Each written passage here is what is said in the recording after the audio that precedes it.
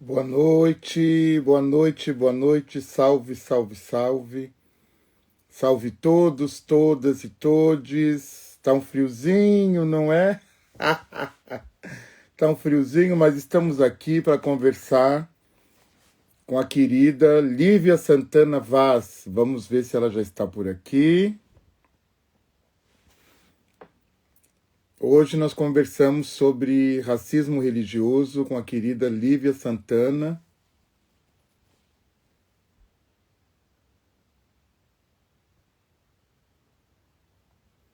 Vou mandar o convite.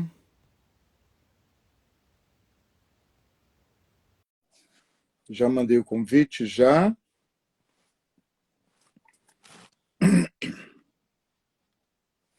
Então, hoje nós conversamos com a querida Lívia Santana Vaz, ela é promotora de justiça no Ministério Público do Estado da Bahia, atuante na Promotoria de Combate ao Racismo / Intolerância Religiosa, doutoranda em Ciências Jurídico-Políticas pela Faculdade de Direito da Universidade de Lisboa e foi nomeada uma das pessoas de descendência africana mais influentes do mundo na edição Lei e Justiça.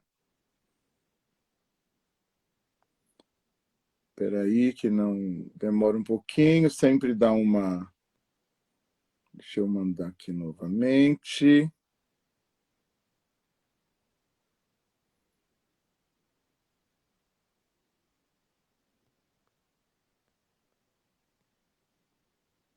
É assim mesmo, sempre dá uma...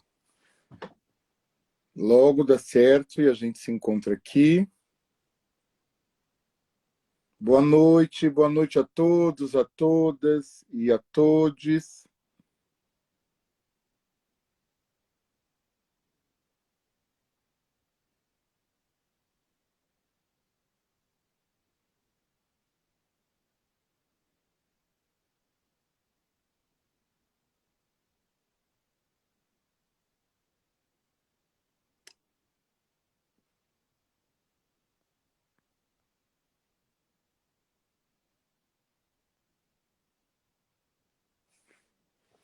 Espera aí que logo dá certo. Dá essa travadinha, mas logo acontece. Quer solicitar, querida Lívia? Quer solicitar? Deixa eu ver. Quer solicitar para participar? Para ver se dá certo. Eu estou mandando o convite. Olha lá, não está conseguindo participar. Mas é normal. Normal, acontece isso mesmo. Quer solicitar, querida Lívia?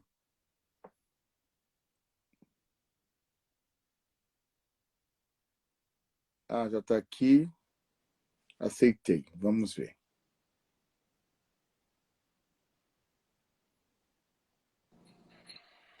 Pronto. Opa! Boa noite, Opa, é assim pai. Boa noite, mesmo, pai. é da Sua terceira, é a bênção. terceira vez. Sua bênção. Boa noite, como vai? Tudo bem? Vou Satisfação bem, enorme vou bem. recebê-la aqui. Que Tá calor satisfação. aí? Aqui tá um friozinho, olha meu estado. Aqui faz sempre calor em Salvador, sempre calor. Ah, meu pai Xangô. É eu, ó, de Xangô, frio. Olha aqui minha condição. Tá um friozinho danado aqui. É Quizila de Xangô, minha gente. São Paulo tá frio. Tá Mas frio. olha só, estou muito feliz de recebê-la aqui. Já faz tempo que eu estava ensaiando para a gente ter essa conversa. Enfim, a gente tem estado, né, estado trabalhando com temas semelhantes, não é? E me interessa muito conversar, né, conversar com alguém que está efetivamente na lida, bem ali, com a mão na massa, como a gente costuma dizer. Então, é uma alegria imensa, né, estar aqui nesse grito de encruzilhada com a senhora. A Lívia Santana, todo mundo conhece, porque está aqui no Instagram, né? Quem não conhece deve começar a seguir imediatamente, porque ela também produz um conteúdo significativo em letramento racial. E letramento racial é fundamental, né? É fundamental que a gente acesse esses conteúdos. Ela é promotora de justiça no Ministério Público do Estado da Bahia. Ela atua na promotoria de combate ao racismo / intolerância religiosa e ela está desenvolvendo uma pesquisa, né, agora como doutoranda em ciências jurídico-políticas pela Faculdade de Direito da Universidade de Lisboa.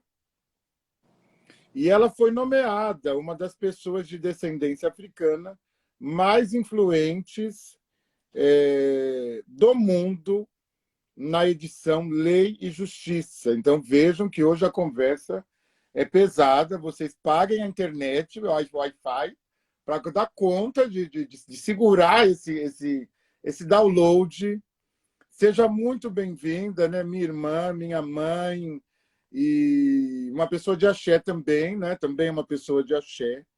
E seja muito bem-vinda. Estou muito feliz por recebê-la aqui nos Gritos de Encruzilhada. A alegria é minha, Pai. Primeiro a sua bênção, a bênção das pessoas que estão aqui. Xangô abençoe a sua bênção. A minha mãe lhe abençoe também. Axé, axé. Uma alegria muito grande estar aqui com o senhor hoje, ainda mais para falar de um tema tão importante, né? A gente está vivendo momentos de tanto ódio. Não que o ódio não existisse antes, mas as pessoas estão muito mais à vontade, se sentindo muito mais legitimadas a expressar esse ódio das mais diversas maneiras. E isso tem violentado o nosso povo, que já é tão sofrido, né? E que nunca deixou de ter essas violências praticadas contra os seus corpos no Brasil. O Brasil é um país que durou quase 4 séculos de escravização de pessoas negras, né? Eu digo uma escravização ainda, né? Porque ela ainda existe de outras maneiras. São as novas, velhas formas de continuar escravizando e controlando os nossos corpos. E a questão religiosa faz parte disso. Então, quando a gente fala em racismo religioso, não é afastando a noção de intolerância religiosa, mas é dizendo que a noção de intolerância religiosa, a intolerância religiosa é uma noção que é guarda-chuva. Ela pode atingir, esse fenômeno atinge toda e qualquer religião. Mas quando nós falamos em racismo religioso, é algo mais específico. É um tipo de intolerância e de ódio religioso que tem como foco as religiões matrizes africanas, justamente por conta da origem da religião, da origem negra dessas religiosidades. Então, não é à toa, né? Pelo menos na minha promotoria, quase 90% dos casos que eu atendo de intolerância religiosa são contra religiões matrizes africanas. Isso é histórico no Brasil. Então, vou começar por aí mesmo. Que eu gostaria de saber, não é, quer dizer, como é esse trabalho na promotoria de justiça, como é esse trabalho, como ele é recebido, não é? Como ele é percebido, como ele é visto e como é que é uma mulher negra estar na promotoria de justiça à frente de um trabalho que envolve intolerância / racismo religioso.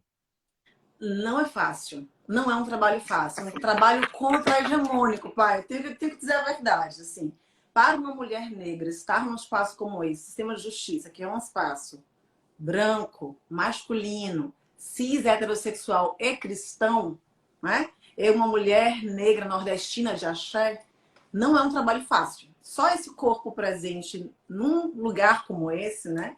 Num lugar que não acolhe o nosso povo, não acolhe nem no seu perfil, nos seus quadros, na composição interna, muito menos nas práticas que esses órgãos desempenham. Então, a ausência, eu tenho dito isso, a subrepresentação é quase a ausência mesmo de mulheres negras no sistema de justiça, faz com que essa justiça seja construída de uma maneira unilateral, com uma visão unilateral sobre o que é liberdade, o que é igualdade e o que é a própria justiça. Então, só ter um corpo como esse, num espaço como o sistema de justiça brasileiro, que, por exemplo, na magistratura só tem 5% de mulheres negras, né? No Brasil inteiro, já é um papel pedagógico. Só que é também violento, porque o sistema reage contra nós. Ainda mais se é uma mulher negra que se porta dessa maneira, que se veste dessa maneira. E aí eu digo que isso aqui não é estética, né? Eu não estou me enfeitando, eu estou assumindo a minha identidade negra. E isso é muito importante, Pai Sidney, nos espaços em que nós não podemos falar, em que nós não temos voz, porque isso aqui também é linguagem. Isso aqui já diz muito sobre estarmos nos lugares, ocupando os lugares como somos e como queremos ser. E não como esses espaços brancos querem impor que sejamos. Então é muito difícil. E aí vai se somar a isso o fato de ser uma mulher negra nordestina de axé, trabalhando no enfrentamento ao racismo e ao sexismo.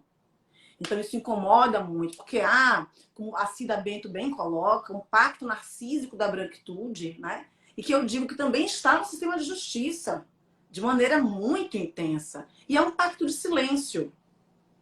É um pacto de silêncio entre iguais, como ela coloca. Então há um silêncio e um silenciamento sobre o racismo no sistema de justiça. Existe completa ou quase completa impunidade para a prática de racismo contra pessoas negras quando as pessoas brancas estão no banco dos réus, quando elas chegam a ocupar esse banco. Então não é um trabalho fácil, porque, embora eu esteja atuando na promotoria desde 2015, né, das 100 denúncias que eu ofereci, apenas 5 delas chegaram ao final, né? Apenas 5 processos chegaram ao final. E nós sabemos que esses processos que chegam ao final, pouquíssimos deles têm uma preocupação com reparação à vítima. Então, são penas privativas de liberdade, que tem uma conversão para penas restritivas de direito, a pena é pequena, né? A pena estabelecida na lei é pequena e permite isso, mas, para além disso, não há nenhuma preocupação em se reparar a vítima. Ou seja, a gente sofre a violência do racismo, mas também a violência institucional, a omissão do Estado, a omissão do sistema de justiça, que gera impunidade nos casos de racismo e de racismo religioso também. Então não é à toa que, no caso Simone Diniz, muito conhecido, até postei outro dia sobre ele, né? Um caso importantíssimo que a Comissão Interamericana de Direitos Humanos, em 2006, vai produzir um relatório dizendo que o sistema de justiça brasileiro é institucionalmente racista, porque é condescendente com a prática de racismo. Então, a comissão vai dizer que, embora a gente tenha evoluído, né, a nossa lei antirracista evoluiu, mas o sistema de justiça, o poder judiciário não aplica essa lei. Então, de fato, o sistema de justiça acaba sendo um braço, né, para a reprodução do racismo institucional, do racismo religioso, das mais diversas formas de racismo no nosso país. Eu quero aproveitar um pouquinho, vou abusar um pouquinho da senhora, já que, né, estamos aqui diante de uma operadora de justiça, de uma especialista. Enfim, né, nós vamos tratar de questões que não são caras, questões delicadas, questões que às vezes, né, porque hoje há muito uma discussão do identitarismo, não é? Quer dizer, mas na verdade nós estamos tratando de questões que na minha cabeça querem proteger a democracia. Nós estamos falando de democracia, não é? São para além das subjetividades de um grupo ou de outro grupo. E aí, né, enfim, tem aqui um número de... Porque eu acredito muito que os nossos encontros de domingo são efetivamente produção de conteúdo didático-pedagógico. Me interessa, né, eu sou professor, né, é meu Odu, né, meu Odu é Odu de professor. Então, qual que é a história, querida Lívia, do MP no Brasil, né? Quer dizer, e o que é o MP? Quer dizer, para que serve o MP? Quer dizer, qual que é a história do MP e para que serve o MP no Brasil? Bom, vamos lá. O Ministério Público, ele historicamente surgiu como órgão acusatório, né? Ele tinha essa função acusatória. Mas com a Constituição de 1988, a nossa Constituição atual, vigente, conhecida como a Constituição Cidadã, o Ministério Público é uma função essencial à Justiça, que vai sim absorver essa função acusatória. O Ministério Público é quem vai gerir a ação penal, né, pública, com exclusividade perante o Poder Judiciário, ele vai oferecer a denúncia, mas também o Ministério Público assumiu uma série de outras funções voltadas para a defesa do Estado democrático de direito. Então, nós vamos ver o Ministério Público na defesa do meio ambiente, na defesa do consumidor, da infância e juventude, dos idosos, das pessoas com deficiência, né? Na proteção de grupos minoritários ou grupos vulnerabilizados, a depender de como se coloquem esses termos. Então, o Ministério Público ele se ampliou, né? As suas atribuições tiveram uma ampliação muito grande com a Constituição, porém, ainda é um órgão, assim como o Poder Judiciário, muito embranquecido. Muito embranquecido. E isso faz com que a gente se empobreça em termos de capacidade de enxergar a diversidade. Você fala em democracia, pessoas negras no Brasil nunca experimentaram democracia. O Estado democrático de direito no Brasil não foi pensado para pessoas negras, muito pelo contrário. Desde o início, né, desde que a primeira pessoa negra pisou nesse país, com muita luta, com muito suor, sangue e resistência, não houve nada de cordial na escravização brasileira, mas desde que a primeira pessoa negra pisou aqui, houve diversas formas de controle, diversas estratégias de controle dos nossos corpos e de desumanização dos nossos corpos. E aí, quando a gente fala do racismo religioso, eu vou puxando o gancho do nosso tema, porque é um tema que para mim é muito caro também, esse sistema escravocrata, né, colonialista, ele tinha várias estratégias. Vou mencionar algumas aqui. Primeiro, a mudança dos nossos nomes. As pessoas africanas escravizadas não permaneciam com seus nomes, né, de origem. Qual que era a intenção disso tudo? Era fazer com que a gente perdesse nossos laços com a nossa ancestralidade. Então, eu costumo resumir a história do povo negro no Brasil, especialmente quando eu falo na questão religiosa, com a seguinte frase: é muito mais fácil você arrancar uma árvore do solo quando você já cortou suas raízes. Mas baobás têm raízes muito profundas. O nosso povo tem raízes muito profundas. E é por isso que nós persistimos, resistimos e somos um povo muito resiliente, né? Se a gente for trazer uma linha do tempo, e eu não vou me deter muito a isso, mas só exemplificar, nós vamos ver que todas as nossas rodas, pai, foram perseguidas no Brasil. A roda de samba, a roda de capoeira, a roda do candomblé. Porque é na roda que nós representamos medo para a branquitude, né? O medo branco dessa onda negra está muito nessa representação do que é a roda para nós. A roda é lugar de insurgência, assim como a encruzilhada. É lugar de insurgência, é lugar de conexão com nossa ancestralidade, mesmo que uma outra estratégia empregada tenha sido separar famílias. Nós nos unimos nas nossas famílias ancestrais por meio das religiões matrizes africanas. Então, quando a gente fala de religiosidade, de racismo religioso, de matrizes africanas, nós não estamos falando apenas de fé, de crença. Nós estamos falando da possibilidade de resgate do sentido de família para as pessoas negras que perderam suas famílias originárias, perderam as suas famílias consanguíneas. Então, o axé para nós é família extensa. Não é à toa que se diz pai de santo, mãe de santo, filho, filho, irmão, irmã, né? É a nossa família extensa. Foi o que nos fez manter, né, as nossas raízes. As raízes dos baobás, que são raízes tão profundas. Porque a gente teve um Estado, e tem ainda um Estado muito violento e muito controlador e manipulador dos nossos corpos, né? Quando a gente tinha, por exemplo, as ordenações filipinas vigentes no Brasil, foram as últimas a viger no Brasil, e que mais tempo permaneceram vigendo, nós tínhamos lá no livro 5º dos crimes o crime de feitiçaria. E que podia ter pena de morte, inclusive, a pena capital. E aí, se a gente for contextualizar, não precisa dizer que era contra pessoas negras. É muito evidente naquele contexto histórico quem eram os feiticeiros e feiticeiras. Eram pessoas negras que traziam, né, que trouxeram para o Brasil suas práticas e rituais religiosos e culturais. E havia perseguição legal. Muitas pessoas comparam a nossa ordem jurídica com a ordem jurídica dos Estados Unidos, né? A era de Jim Crow, de separação de equipamentos públicos e tudo mais, também com a ordem jurídica da África do Sul, do Apartheid, dizendo não, no Brasil não houve segregação. Ora, houve, ela só não foi tão manifestada, assim, expressa na lei, mas houve. E teve efeitos tão perversos quanto, talvez até piores, justamente por ser oculta. E não nos permitir, muitas vezes, uma reação como em outros países. E aí, muitas vezes, eu digo, existiu e existe apartheid no Brasil. Né? A Elisa Lucinda fala isso num vídeo que repercutiu muito nas redes sociais. Se eu sei onde encontrar pessoas negras, com exclusividade praticamente, e sem onde encontrar pessoas brancas, é porque existe segregação, né? Então a gente não pode negar essa realidade. E aí a gente tem uma série de questões relacionadas. Outro dia eu li um texto muito interessante, que ele vai dizer o seguinte, que a conversão de pessoas negras escravizadas para o catolicismo no Brasil não era um problema. Tanto é que em 1832, depois a primeira Constituição nossa é 1824, que era uma Constituição que proibia a celebração em público, né? Ou em templos de qualquer religião que não fosse oficial de matriz que era a católica apostólica romana.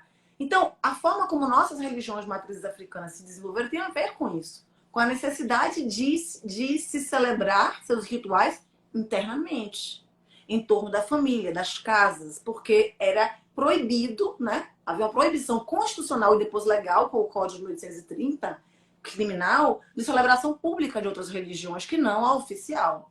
E aí, em 1832, tem um ato, um decreto, que vai determinar a conversão de todas as pessoas escravizadas ao catolicismo. Isso não era um problema no Brasil, porque no Brasil não se pregava um catolicismo que buscasse o estudo do Evangelho, segundo Jesus Cristo. Era um catolicismo, um cristianismo católico, no caso, que se baseava na adoração, celebração dos santos. E que diferença isso faz? A diferença é, nos Estados Unidos, com o protestantismo, se buscava a leitura e estudo do Evangelho segundo Jesus Cristo, e isso fazia com que as pessoas escravizadas acessassem a educação para conseguirem essa leitura. E acessando a educação, elas acessavam a ideia de liberdade civil. E não apenas a liberdade nos céus depois da morte, né? Que fosse livrado dos pecados, não, a liberdade civil. E isso gerava insurreições de pessoas escravizadas. No Brasil não havia essa preocupação tão premente com a conversão, porque havia um outro modo, né, de se converter pessoas escravizadas, com esse cuidado em não associá-la à educação. Tanto é que no Brasil, pessoas negras, especialmente escravizadas, permaneceram quase um século inteiro proibidas de acessar as escolas. Era proibida a pessoa escravizada frequentar ou se matricular nas escolas. Em várias províncias, durante quase o século XIX inteiro. E aí a gente vai pensar no que é essa democracia que o senhor se refere hoje. Essa meritocracia é uma meritocracia branca, falaciosa. Uma meritocracia na qual as pessoas brancas é que ditam o que é o que não é mérito. Então, essa perseguição ela é histórica, ela acontece ainda nos dias de hoje, né? Eu vou lembrar uma outra, o senhor falou tanto de Xangô, seu pai, né? O orixá dedicado à justiça, e eu tenho muito Xangô também na minha vida, porque, né, trabalho na lida diária com a justiça. Mas houve, em 1912, quando o Brasil já era um Estado laico, porque a Constituição Republicana de 1891 garantia o princípio da laicidade do Estado, mas mesmo depois disso, em 1912, houve uma operação chamada Operação Xangô, ou o Quebra. Poucas pessoas conhecem esse fenômeno histórico, mas ele é importantíssimo para a gente entender o que é o racismo religioso. Havia uma disputa política, né, em Alagoas, e o então governador, que já vinha há muitos anos no poder, estava prestes a eleger o seu sucessor. E aí cria-se um conflito, né, uma confabulação política contra esse governador, inclusive nos jornais, com publicações bruxaria, né, associando esse grupo político a Xangô, que no caso era o modo como se denominavam as casas, os terreiros, né? Os templos de matriz africana. Então, que ele tinha pacto com Xangô. E aí, no dia de 1º de fevereiro de 1912 para 2 de fevereiro, há um quebra total. Todos os terreiros da capital alagoana foram depredados, queimados, objetos sagrados depredados, né? Adeptos das religiões afro-brasileiras apunharam em praça pública.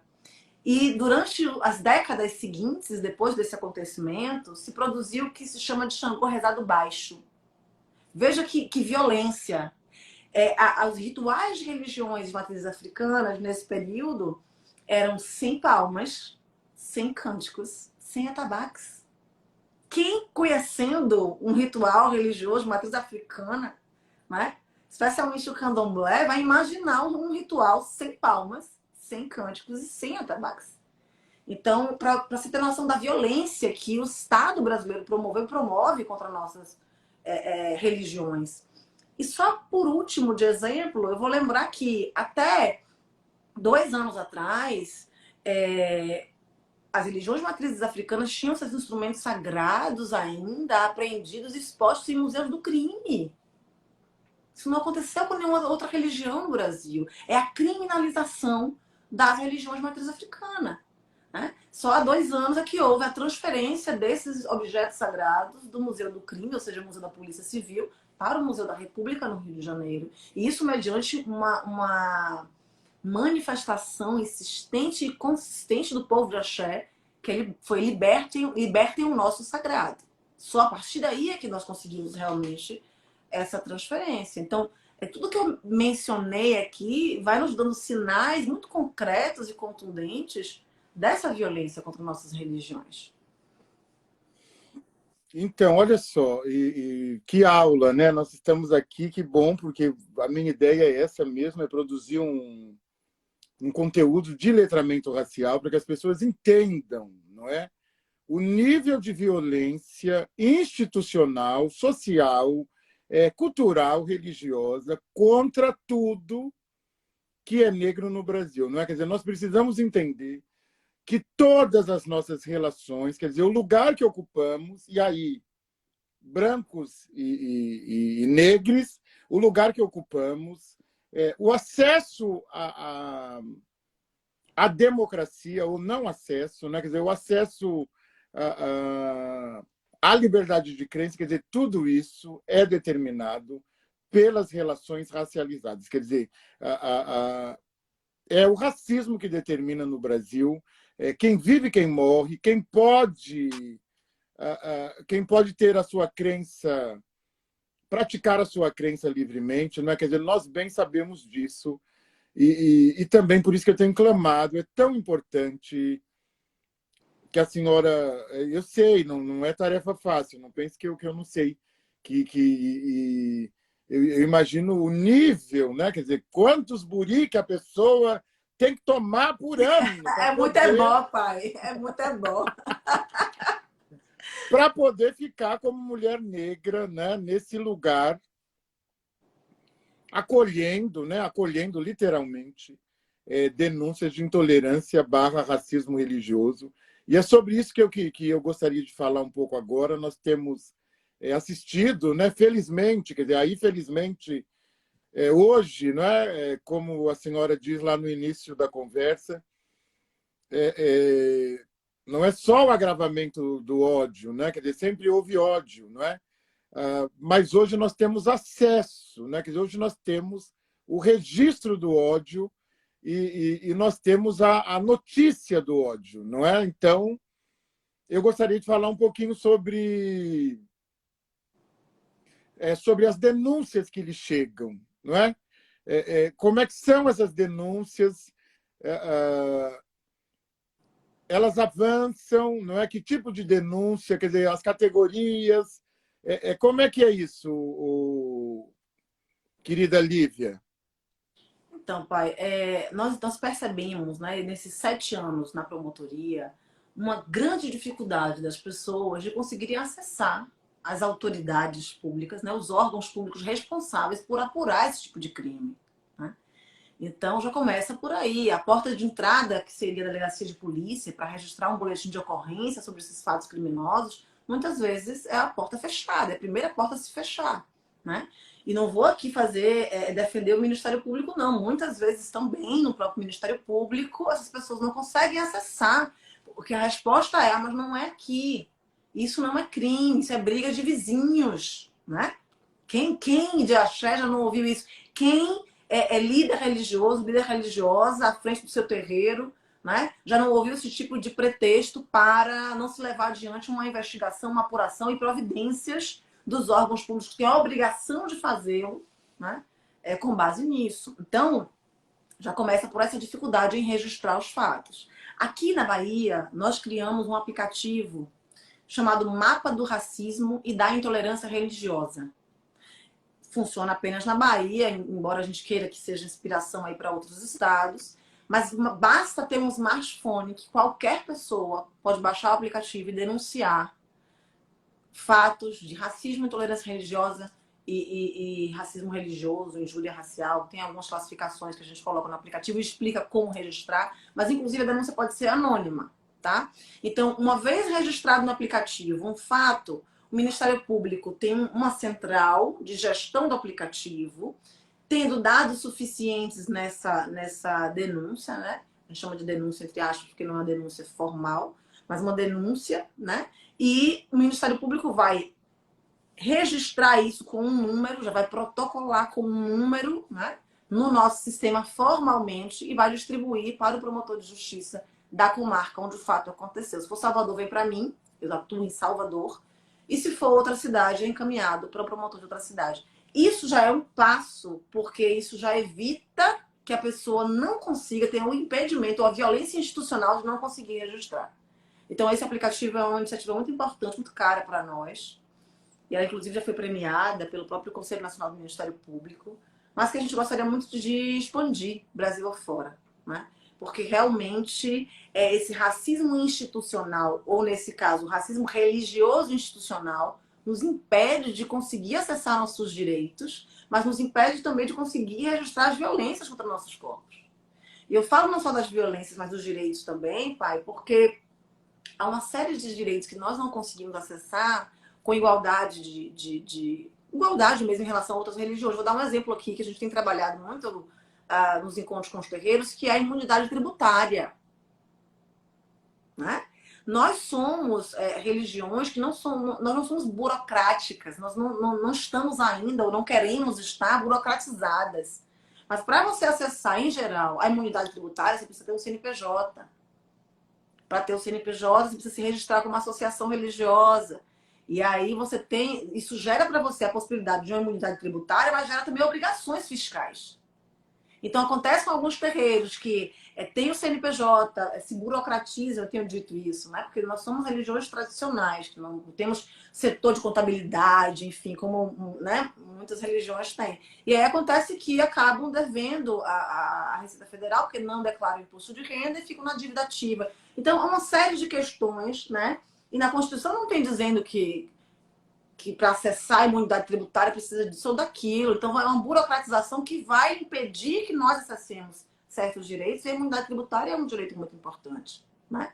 Mas são várias outras questões que vão nos atingir. Quando a gente fala no abate religioso de animais, e o professor Hélio da Silva, um amigo querido, que estou com saudade também, fala muito sobre isso, fez uma defesa esplêndida no STF sobre isso, mas a gente vê o racismo religioso muito contundente nesse caso. Por quê? Porque não são somente as religiões matrizes africanas que realizam o abate religioso, né?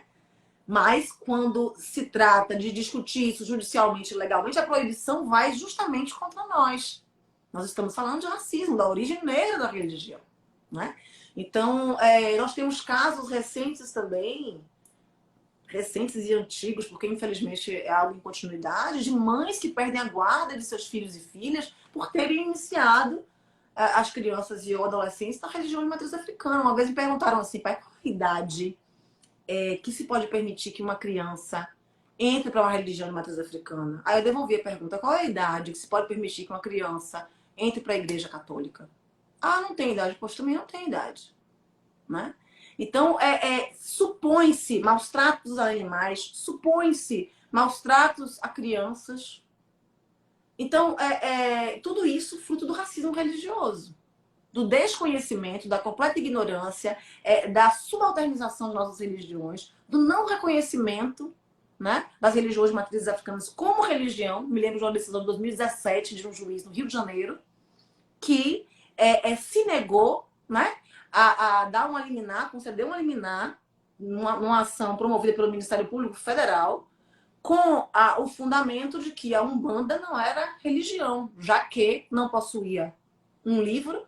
Ele queria uma Bíblia, um Alcorão, acho, mas não tinha um livro, não tinha hierarquia, desconhece completamente nossa religião para dizer que não tem hierarquia nas religiões matriz africanas. Óbvio que tem hierarquia. Não com a visão colonial que eles têm, né, e brancocêntrica, mas claro que tem hierarquia. E porque não tem um Deus único.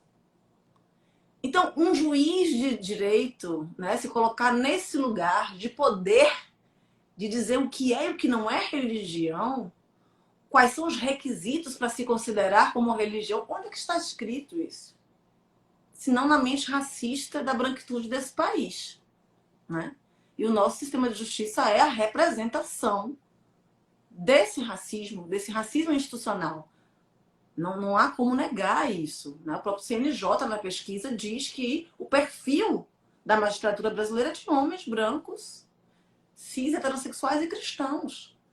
Então, eu não posso acreditar que uma justiça como essa tenha diversidade de olhares, tenha pluralidade de olhares. E que perceba as pessoas como elas são e entenda as demandas e promova justiça, efetivamente, para todas as pessoas. Não dá para acreditar e, de fato, a prática nos mostra que não é para acreditar nisso mesmo. Então, nós precisamos entrar no Poder Judiciário. Aliás, nós precisamos entrar em todos os espaços que nos foram historicamente negados. E aí eu gosto muito das suas postagens, pai, aprendo muito, né? E tenho escrito também sobre isso, falado sobre as epistemologias negras, epistemologias de orixás, de terreiros, ou orixalidade, né? E aí eu vou até mostrar, ia encontrar com o senhor quando o senhor fez o lançamento aqui em Salvador e eu não consegui, eu estava viajando, acho que foi 10 de maio, não foi que o senhor esteve aqui? Eu Isso, levar mas os eu volto agora, eu volto em setembro para Ah, pronto. Vou deixar a guardadinho para o Semana senhor da exemplar. Saúde, mãe. A Semana da Saúde na Casa Branca, eu vou estar aí. Ah, eu sempre participo. Pronto, vai se encontrar. Vou pedir essa bênção pessoalmente. Mas esse livro aqui, que é meu da professora Chiara, se chama A Justiça é uma Mulher Negra. Deixa eu chegar mais perto para vocês verem a representação da justiça que a gente traz, né? Porque nos ensinaram que a justiça é uma mulher branca, né? Associada à mitologia grega, Tênis. Eu fico me perguntando o que é que a mitologia grega tem a ver com a nossa história. Quando nós temos a nossa mitologia, que é única, a nossa mitologia afrodiaspórica. Então, se para essa justiça nossa, né, a representação imagética dessa justiça, ela é uma mulher branca, de olhos vendados, inclusive, nós não aceitamos mais essa justiça, não podemos aceitar. Nós não queremos mais justiça de olhos vendados. Eu tenho dito que a única capacidade que essa justiça pode ter é de manter o status quo. Se ela não enxerga um palmo na frente do nariz. Então nós precisamos de uma justiça que nos represente. E aí, por que não pensar em Oiá, né? Que é a síntese mítica da luta da mulher negra no Brasil. E eu sempre brinco que as pessoas dizem que Oiá é a mãe dos 9 partos, né? Porque Oiá é aquela mulher que vai pra guerra, vai pra feira, vai pra luta, vai pra rua.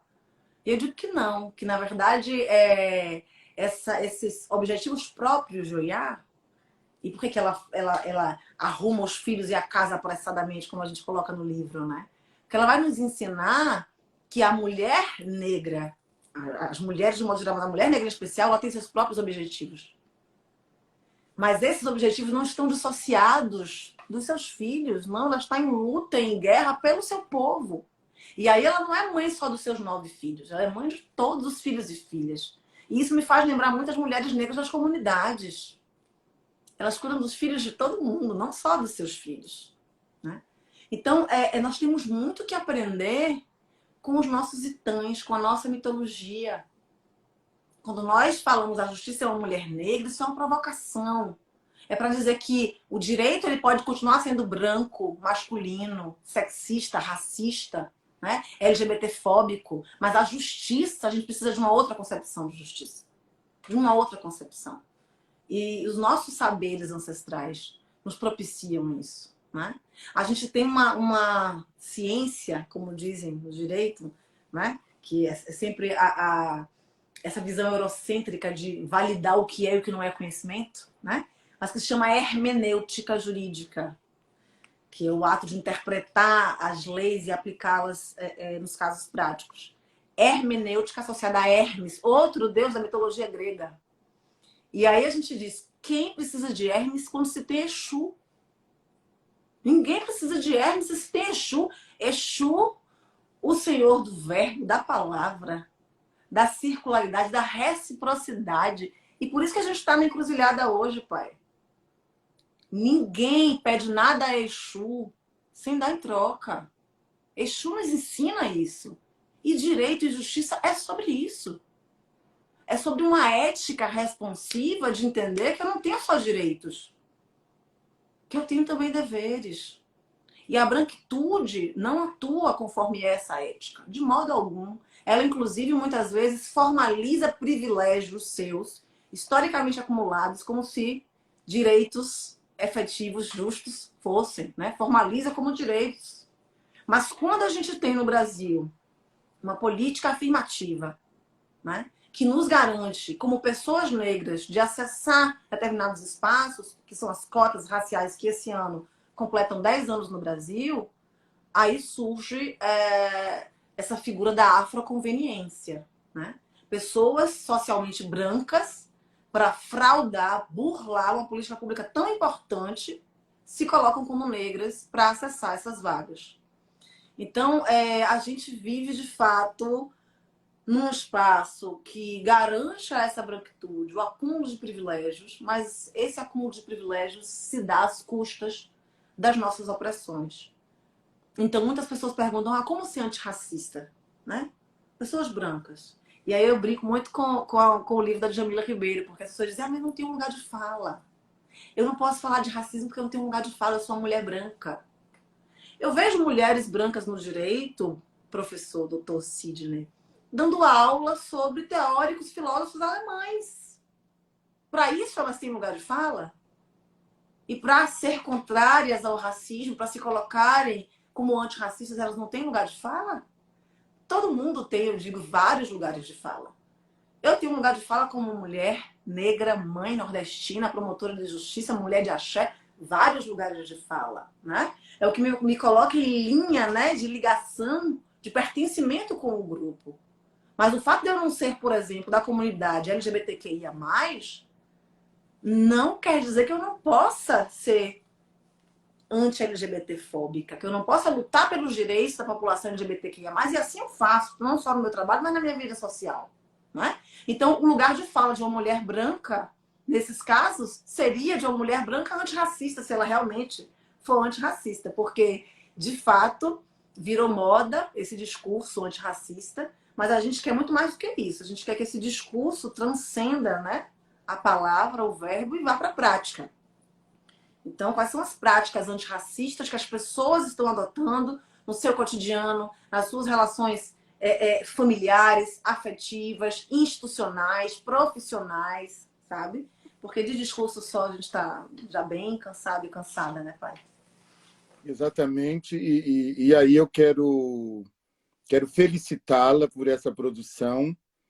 E a Justiça é uma mulher branca, não é? E eu gosto muito de uma fala da senhora, né? Eu fiquei registrado com essa fala.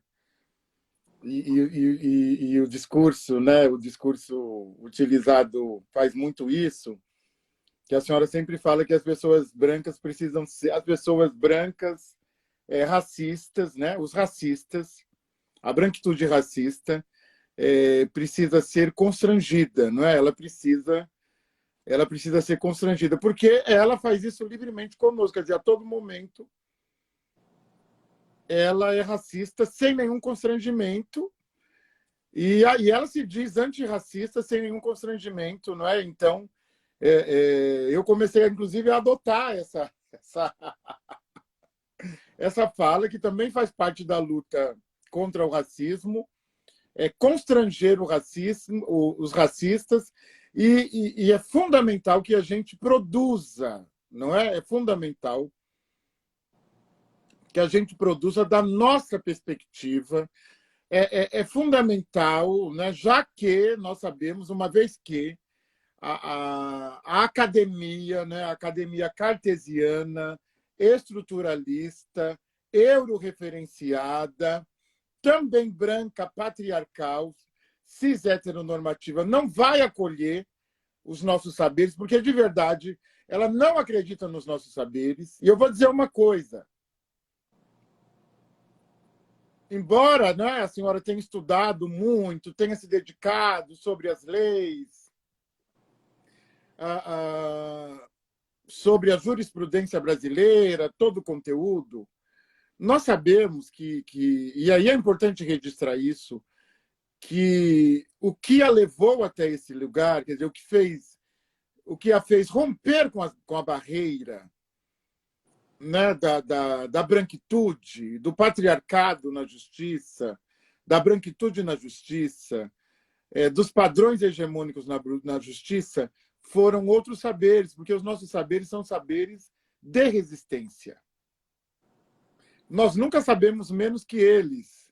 Nós sabemos muito mais, porque eu costumo dizer que nós somos poliepistêmicos, porque a gente é obrigado a aprender a epistemologia deles para poder dizer que a gente pode estar nesses lugares e tem que usar os nossos saberes, né, os nossos saberes tradicionais, não é? Tradicionais, num outro sentido, como espada, não é? Para a gente conseguir chegar nesses lugares. Portanto, a justiça é uma mulher negra, é fundamental, né? Quer dizer, é uma obra fundamental para a gente poder romper com esses padrões euroreferenciados, hegemonicamente euroreferenciados, e para a gente poder dizer às nossas jovens, né, aos nossos jovens, que eles também podem estar nesses lugares, não é? Que eles também podem ocupar esses lugares. Eu tenho uma pergunta didático-pedagógica, não tem pessoa melhor para a gente fazer essa pergunta, né? Por exemplo, nós agora, a senhora já citou, e não é que esses casos de perda da guarda, né, das mães, né, recentemente, porque a mãe levou a filha ao terreiro de Umbanda. É Umbanda, não é? Porque candomblé eles podem... Ah, mas candomblé mata bicho, essa coisa toda, essa palhaçada deles. Ah, e candomblé... E Umbanda. Umbanda acende vela branca. Umbanda é vela branca, vela branca. E aí, tá, tudo bem. Então, qual é o caminho, Lívia, que nós devemos seguir quando nós sofremos racismo religioso? Que caminho prático que eu sigo ao sofrer intolerância barra racismo religioso? Bom, aí tem um aplicativo, tá, mas nos outros estados não há o aplicativo.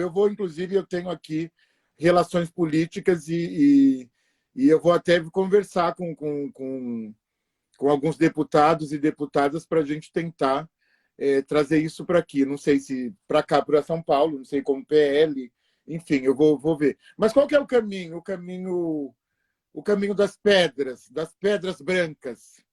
Então, pai, eu gosto de caminhos, né? Eu gosto de caminhos. Você já está na encruzilhada, né? Então, eu nunca gosto de um caminho só. Eu acho que a gente tem que abrir o leque assim, das possibilidades, tanto preventivamente quanto de maneira mesmo a reprimir esses casos. Eu tenho recebido muitas perguntas, às vezes, de líderes religiosos de matrizes africanas, perguntando assim, como é que eu faço no meu terreiro? A mãe é de matriz africana, o pai é evangélico. Eu já sei que eu posso ter um problema, né? Quando essa criança se iniciar, por exemplo. Devo fazer algum documento? Posso fazer? Pode se preservar, né? O Instituto do Professor, o IDAFRO, do professor doutor Edio Silva, trabalha muito com essa orientação, né? Então, temos orientação nesses casos de fazer uma declaração para que não haja nenhum tipo de acusação ao líder religioso ou religiosa, no sentido de que houve maus tratos, ou de que houve algum tipo de coerção, né? Que foi um ato efetivamente voluntário, enfim, autorizado pela mãe, tá? No caso de crianças, especialmente. E há outras possibilidades também de se documentar. Vou dar um exemplo de uma lei de 2019, não vou saber o nome dela, o número dela exato é 13 mil e alguma coisa, mas de 2019 não é difícil encontrar. Posso passar depois, quem tiver interesse. Mas é uma lei que estabelece prestações alternativas quando a pessoa está em obrigação religiosa. Então, se eu estiver em obrigação religiosa, eu posso, por exemplo, se eu faltar uma prova, uma avaliação na faculdade, na escola, enfim, eu posso, com base nessa lei, substituir essa atividade depois, justificadamente. Então, muitas vezes eu vou precisar de uma declaração do líder religioso ou religiosa dizendo que eu estava em obrigação religiosa naquele período. Ou seja, a gente tem que conhecer nossos direitos, tá? E já tem alguns advogados e advogadas, alguns institutos pretos, não é? Voltados para isso. É muito importante que a gente se aquilombe nesse sentido também, tá? Inclusive aqui no Brasil nós já temos recentemente, eu sou uma das cofundadoras, o selo Juristas Negras, que está se transformando em instituto, né? São mulheres negras do sistema de justiça, advogadas, acadêmicas do direito e de outras áreas do conhecimento também, que estão se reunindo para defender o nosso povo, né? Para produzir conhecimento. E esse livro é da coleção Juristas Negras, já, né? O primeiro volume da coleção. E a gente pretende, como um dos focos na nossa atuação, defender o povo de santo, né? Defender os povos de terreiros, defender as religiões de matrizes africanas, né? As pessoas usam várias denominações, mas enfim, especialmente pensando nessa intersecção raça-gênero, né? Porque a gente tem muitas mulheres negras nesse lugar que sofrem violências específicas, né? E mais contundentes ainda por estarem nesse lugar como mulheres negras. Mas dizendo dos caminhos, né? Então, essa prevenção, né? Esses cuidados são importantes de orientação jurídica, mas também a questão de se buscar investigar, registrar os fatos. Então, alguns estados possuem delegacias especializadas. São Paulo tem uma delegacia especializada.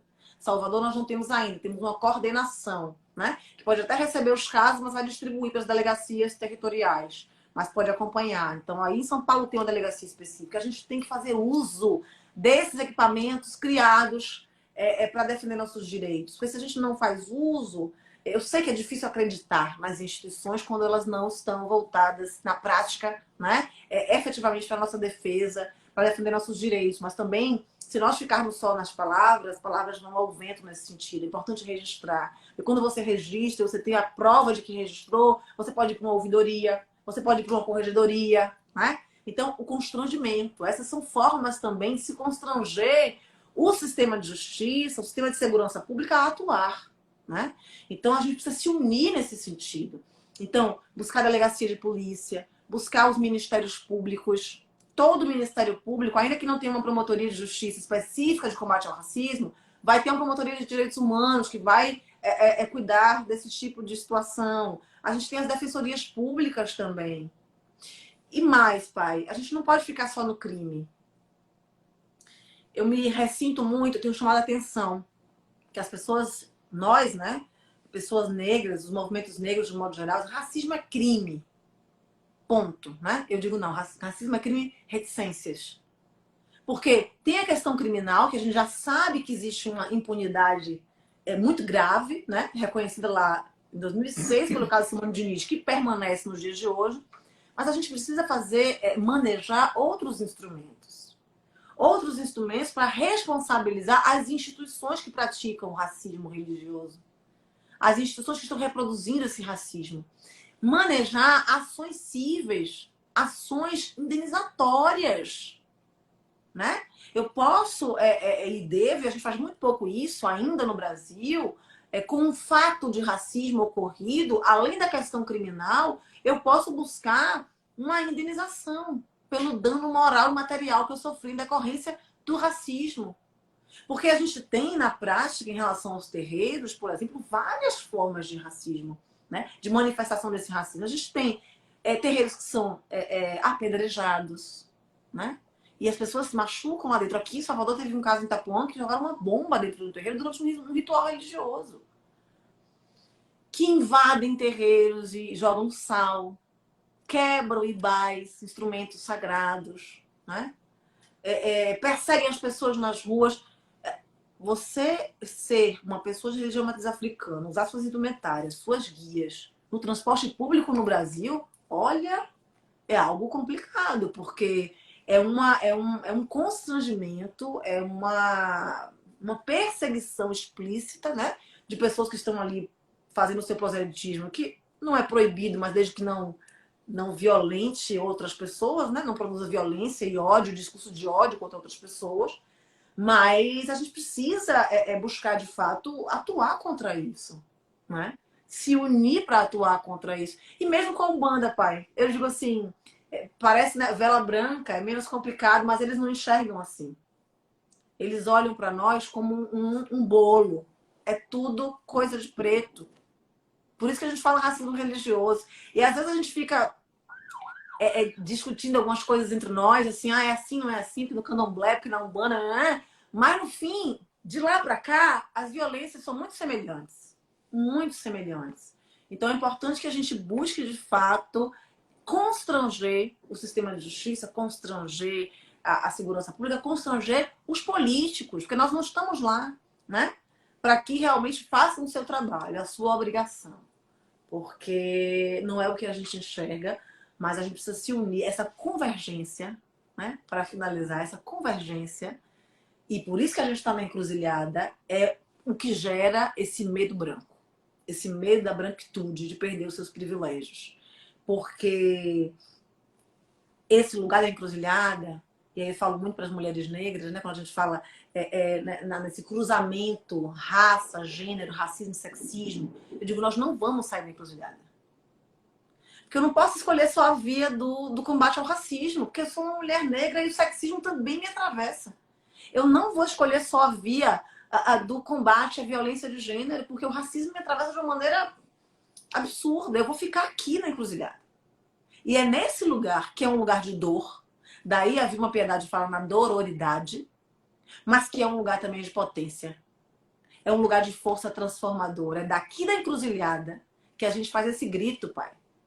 É daqui da encruzilhada que eu, mulher negra, promovo esse encontro com outras diversidades. Com pessoas com deficiência, com pessoas LGBTQIA+, né? Com pessoas idosas.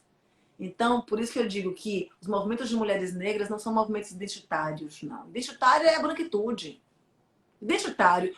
O grupo mais identitário desse país são os homens brancos, que produzem direito por si, para si. Parece um processo autofágico, ó, sabe? Produzem democracia para si, por si, enfim. E matam e violam nossos corpos ao bel prazer. Então, os movimentos de mulheres são movimentos que entenderam que dessa encruzilhada é preciso lutar contra todas as formas de opressão. E é isso que os movimentos de mulheres têm feito. E aí eu sempre digo que não somos nós que precisamos do sistema de justiça, não. E nem da academia jurídica, porque nós chegamos aqui sem o apoio dessas instâncias. O plano era que nós não estivéssemos aqui, pai. Era que nós tivéssemos morrido. E ainda seguem nos matando, né? Então, não somos nós que precisamos dessas instâncias, é o contrário. São essas instâncias que precisam de nós lá dentro. Que precisam do nosso olhar para a diversidade, para a efetiva igualdade, para a pluralidade, né? Quando a gente fala na justiça pluriversal, pensando aqui, botando na roda, na nossa encruzilhada, Mogobe Ramose, esse pluriversal é fundamental, porque o universal já parte de um único que não é nosso, que não nos contempla, né? Então é preciso enxergar em todas as pessoas esse multiverso, né? Essa pluriversalidade. E é assim que a justiça precisa ser. Não uma justiça de olhos vendados, mas uma justiça que enxergue as pessoas, que enxergue as injustiças que ela precisa corrigir.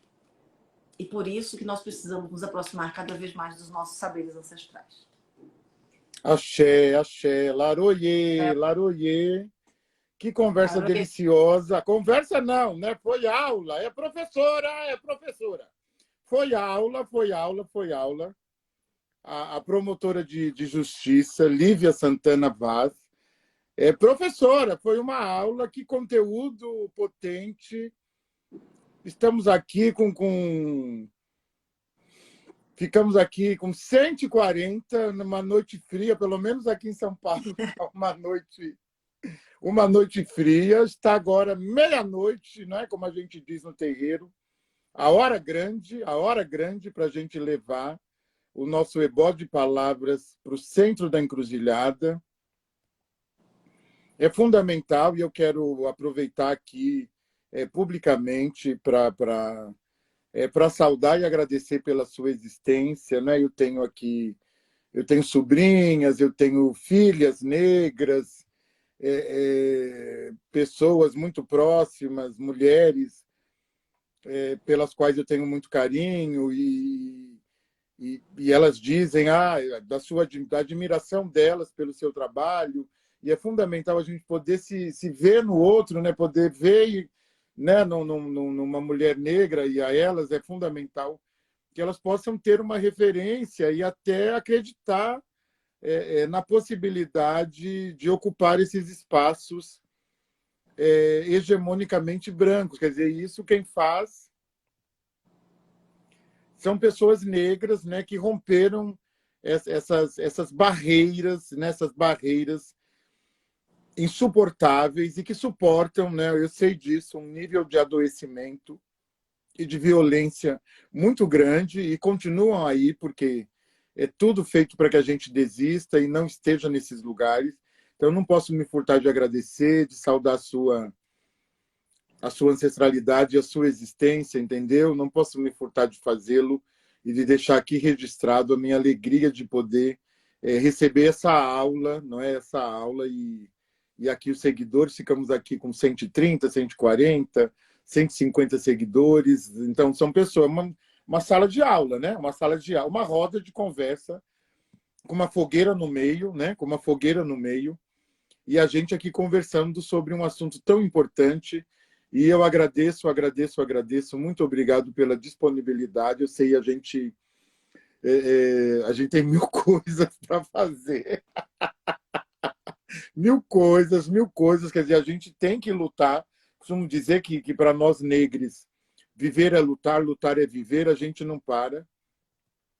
Mas eu fico feliz quando a gente pode parar um pouquinho e conversar e fazer essa troca, que é uma troca de cura, né? Uma troca de harmonia, de repotencialização de axé, da nossa força vital. Muito obrigado, querida Lívia. Saúde, abundância, muita proteção. E é isso, a gente tem que se abraçar e seguir juntos, né? E temos que seguir juntos. Muito obrigado mesmo. Eu que agradeço, Pai, do pé, por sua existência também, por seus ensinamentos, já disse que aprendo muito e é verdade, né? Por trazer para os terreiros a importância dessa visão contracolonial, porque a gente sabe que ainda muitos terreiros reproduzem essa visão brancocêntrica, opressora, de reprodução de opressão, né, infelizmente. E isso tem a ver com a nossa história, com a forma como o nosso povo foi cooptado, né? E aí eu vou, para a gente finalizar, lembrar que o ensinamento dos quilombos, né? Palmares tinha uma estratégia que era a estratégia de resgatar pessoas negras escravizadas.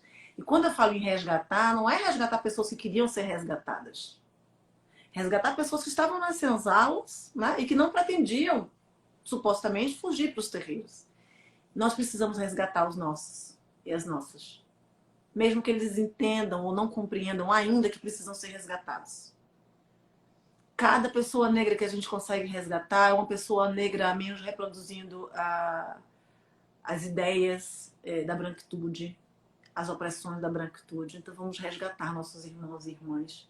É preciso esse aquilombamento, né? Vamos lembrar o que Conceição Evaristo falou em 2020, lá no início da pandemia, e que serve para hoje, para amanhã, que é preciso se aquilombar, né? É tempo de se aquilombar, porque a nossa luta por liberdade é uma luta constante mesmo.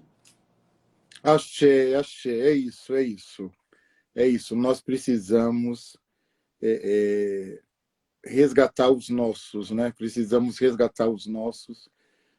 Como nos ensina Bell Hooks, precisamos falar com eles, não falar para, falar com, né? Para que eles entendam, né? E retomem, não é, a sua subjetividade negra, a sua ancestralidade negra. É isso que temos feito, não é, a despeito das questões, não é, com a rede virtual universal. É isso que a gente tem feito e é importante que continuemos fazendo. Muito axé, obrigado a todos, todas, a todas, todes e todos, e voltamos na semana que vem. Um grande beijo, muito axé. Uma boa semana com as bênçãos de Exu, com as bênçãos de Exu. Exu. Larô Exu. Axé. Axé.